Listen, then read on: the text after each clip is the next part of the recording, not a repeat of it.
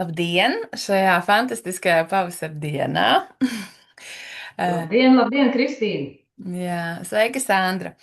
Jā, nu lūk, mēs ar Sandru atkal esam tikušās šoreiz, lai atkal parunātu nedaudz par neirografiku, jo neirografikai šogad paliek 12 gadi, un šī fantastiskā metode ir jau mīļa diezgan daudziem cilvēkiem arī pasaulē. Un šogad Latvijas instruktori un speciālisti dāvina jums veselas nedēļas garumā izzīmēt kādu no, piedalīties kādā no meistarklasēm. Un 1. maijā trijos meistarklasi sniegs Sandra. Tāpēc, jā, Sandra, es gribu tev pajautāt, kā tu nokļuvi līdz neirografikai un kāds ir tavs ceļš šobrīd neirografikā? Jā, labdien visiem! Mani sauc Sandra Dimitroviča, un 1. maijā pulkstens 3 būšu arī priecīga kopā ar jums pazīmēt. Šī būs neirografikas meistarklase, tātad 1. maijā svētkos arī zīmēsim. Nu, un, protams, būs arī pieejami ieraksti, tā kā tiekamies 1. maijā. Nu, un pie neirografikas tiku es 5 gadus atpakaļ, 6 gadus atpakaļ. Un biju dziļā identitātes krīzē, viduspārēja, meklēju kaut ko jaunu, meklēju sevi acīm redzot, sevi jaunajā šajā posmā, dzīves posmā, un tā es arī nokļuvu no sākuma līdz beigām šajā instruktoru kursā, Radošuma psiholoģijas institūtā, kur arī šobrīd 5 gadus pēc kārtas esmu supervīzori. Arī šogad aktuālajā jau 11. kursā, instruktoru kursā, arī esmu supervīzori. Jā. Klau, bet vai tev ir tāds stāsts no neirografikas pasaules, kurā tu varētu teikt, ka, jā, nu tieši pateicoties tam, kad man ir šīs instruments neirografika, es, nu, kaut ko sasniedzu, vai, nu, kā mēs zinām, ne jau neirografikas dēļ, bet dēļ šīs zīmēšanas kāds notikums īpašs. Kur Laikam neirografika īpašs strādā, var notikums teikt. vai kā brīnums, kaut kāds tāds man nav, bet tās ir pārmaiņas, kas notiek pamazām manā gadījumā, jo es nebūtu nesaku, ka brīnums un vau efekts nevar notikt. Var gan, bet arī Pāvils Piskarevs, metodes autors, arī ļoti daudz runā par šīm pārmaiņām, kas notiek pakāpeniski, bet arī mēdz būt tādas sinhronizācijas, ka visi apstākļi ir nobrieduši un tu arī esi tam gatavs. Tātad pārmaiņas katram ir tāds individuāls process, bet neirografika tomēr ir neirozinātnē balstīta metode, un tā apvieno mākslu un psiholoģiju. Un faktiski tā ir projektīva metode, kas balstīta tādā procesuālā pieejā. Tas nozīmē, ka galvenais nav vienmēr rezultāts katrā zīmējumā, bet gan tas, kas notiek ar cilvēku pašā procesā. Un ļoti bieži ir, ja mums tiešām ir tādi lielāki mērķi vai kaut kas tāds, kas tiešām arī ir krājies gadiem, tad ir vajadzīgs, kā mēs neirografikā sakam, case, ja, tad ir vajadzīgi vairāki zīmējumi.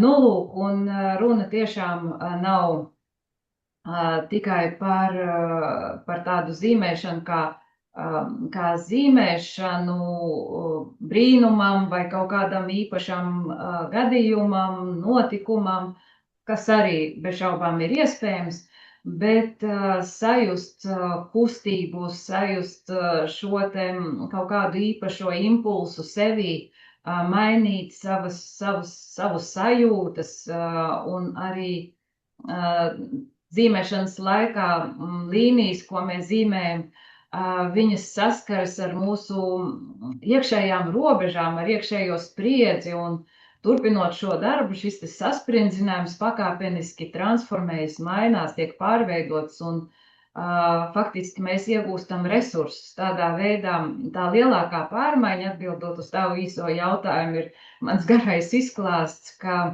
ir ļoti daudz, kas es esmu mainījusies pati, un tas iespējams ir tas lielākais brīnums manā gadījumā, man pašai. Jā. Nu, jā, es arī, piemēram, bieži vien saku tā, ka tas brīnums nenotiek uzreiz, un mēs tad, kad esam izzīmējuši kādu konkrētu tēmu, tad pēc kāda laika tas realizēs dzīvē, bet mēs jau esam aizmirsusi, ka mēs zīmējām tieši par šo tēmu kaut kad atpakaļ.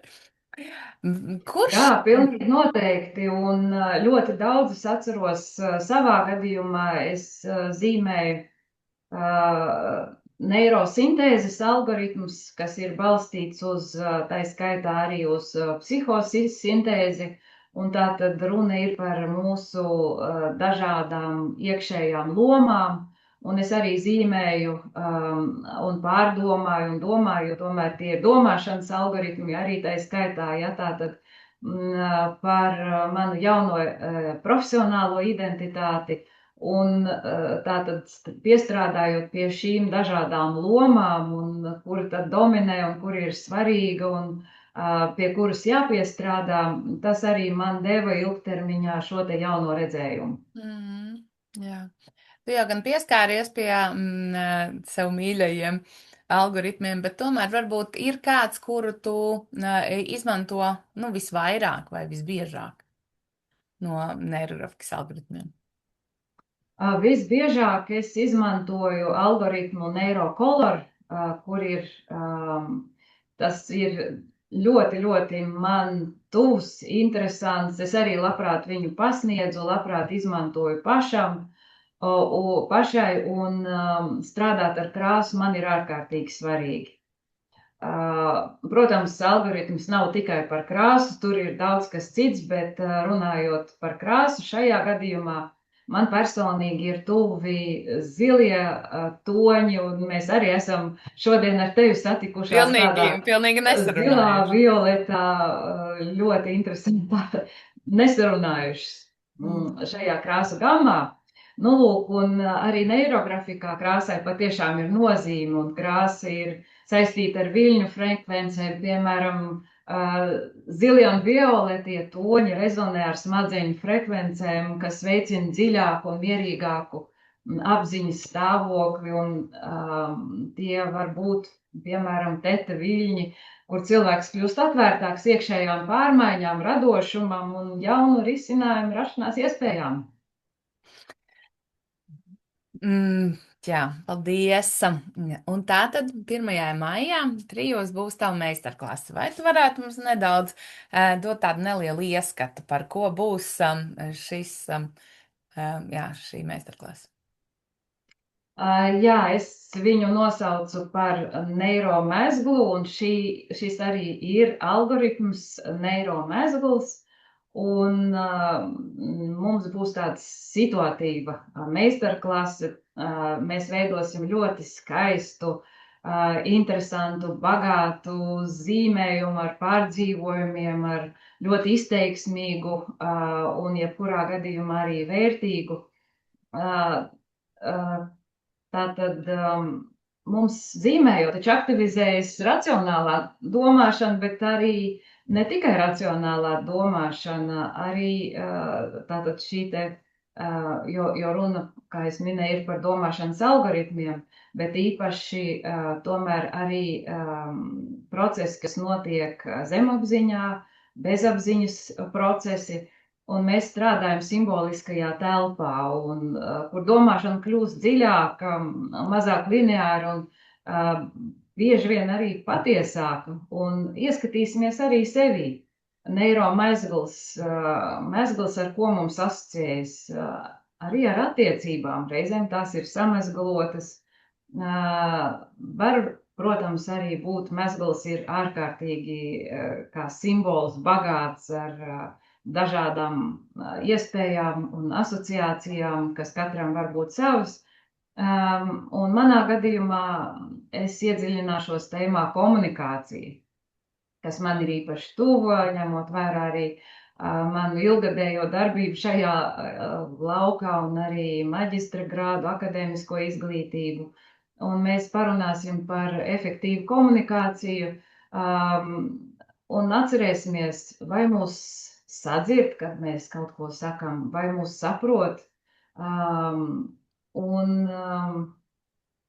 Es pat neatklāšu daudz ko, kas būs šajā meistarklasē, bet ieskicēšu to domu, kas ir kā tad šī te efektīvā komunikācija, lai mēs pārliecinoši sevi paši prezentējam un būtu skaidri un saprotami gan sev, gan citiem, kā tad tas ir saistīts ar grafiku, ar zīmēšanu, jo neiro un grafika tomēr ir divi vārdi, ja, un tā skaitā arī grafika un neirografikā viens no centrālajiem elementiem ir tieši neirolīnija.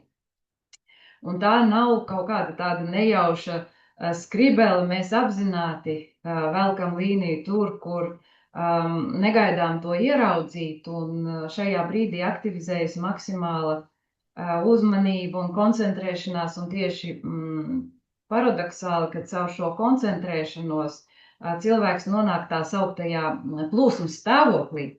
Un, jā, ko psihologs arī Mihais Csikszentmihalyi raksturoja kā pilnīgi tādu iesaistes un iekšējās harmonijas pieredzi. Tātad, un mēs strādājam ar līniju, mēs iesaistām faktiski visu ķermeni, ne tikai rokas, ne tikai mūsu smalko roku, sīko roku motoriku, šīs te roku kustības. Mēs caur šo darbību taču aktivizējam arī bioloģiskās atgriezeniskās saites mehānismus, un var teikt, ka roka sarunājas ar smadzenēm šajā procesā, un šādā veidā mēs pakāpeniski mācāmies regulēt savu iekšējo stāvokli un organismu kopumā. Tātad mēs no psihologa skatu punkta, tas ir tāds darbs ar bezapziņu caur ķermeņa, caur ķermeni un smalko roku motoriku, un jo vairāk šādu kustību mēs veidojam, jo aktīvāk iesaistās arī smadzenes, un tāpēc reizēm saka gudrās rokas. Caur roku kustību mēs burtiski pārstruktūrējam savu iepriekšējo pieredzi. Jā. Es, balstoties uz tavu nosaukumu meistarklases, atcerējos, ka senajam, tā kā pirmā valoda bija mezglu valoda, un ir vesels alfabets, kur katrs mezgls nozīmē savu burtu un var salikt vārdus. Jā, ar mezglu tiešām ļoti daudz, kas ir saistīts gan kultūrā, jā, gan mitoloģijā, leģendās, jā, bez šaubām. Skaisti, labi, es tev teikšu Citas paldies. ir mezgliņas, lai kaut ko atcerētos labi. Pareizi, jā, tieši tā. Citiem atkal ir jāatšķitina kāds mezgls. Jā. Ir tie 3 mezgli jāsien, un tad 9 mezgli, un vēl visādi savādāki veseli rituāli pasauli. Tā ir arī senajās tradīcijās. Jā, un mezglu var arī izzīmēt. Jā.